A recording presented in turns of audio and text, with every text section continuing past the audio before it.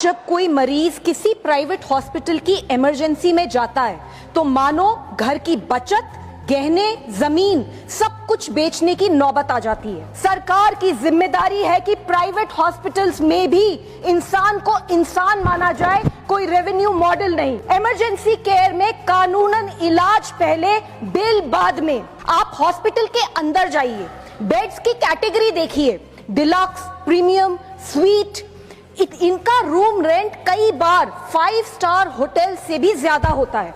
आपसे पहला सवाल पूछा जाता है, इंश्योरेंस है? जैसे ही जवाब हाँ होता है, मीटर चालू हो जाता है। कमरे में पहुंचते ही thermometer, disposable gloves, mask, sanitizer सब कुछ बिल में जोड़ दिया जाता है।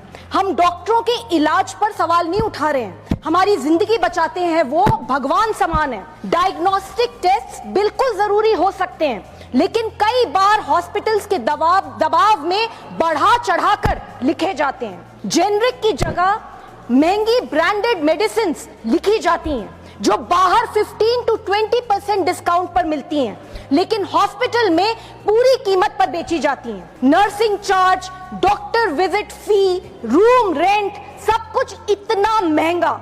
बिल ट्रांसपेरेंट नहीं होते, बल्कि उनमें हिडन चार्जेस और अनएक्सप्लेन्ड फीस होती हैं। इंश्योरेंस कंपनियां भी इससे अलग नहीं हैं। प्रीमियम इतना बढ़ रहा है कि लोग पॉलिसी लेकर भी छोड़ने पे मजबूर हैं। ऊपर से कंपनीज छोटी छोटी बातों पर क्लेम्स रिजेक्ट कर देती हैं। नतीजा, हर साल लाखों परिवार कर्जे में डूब जाते हैं। इस सेक्टर को रेगुलेट करने के लिए 2010 में क्लिनिकल एस्टैब्लिशमेंट्स एक्ट पास किया गया था, जिसने राज्यों को अधिकार दिया था कि वे मेडिकल प्रोसीजर्स की मैक्सिमम रेट्स तय करें।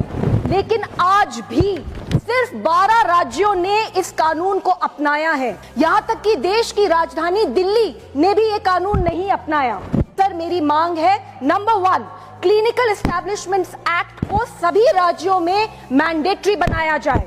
2, इमरजेंसी केयर में कानूनन इलाज पहले, बिल बाद में। 3, हॉस्पिटल्स में ट्रांसपेरेंट एंड रीजनेबल बिलिंग होनी चाहिए। नंबर 4, इंश्योरेंस प्रीमियम हाइक्स पर सख्त निगरानी हो। सरकार की जिम्मेदारी है कि प्राइवेट हॉस्पिटल्स में भी इंसान को इंसान माना जाए, कोई रेवेन्यू मॉडल नहीं। Sir, this is very important for the health of our nation.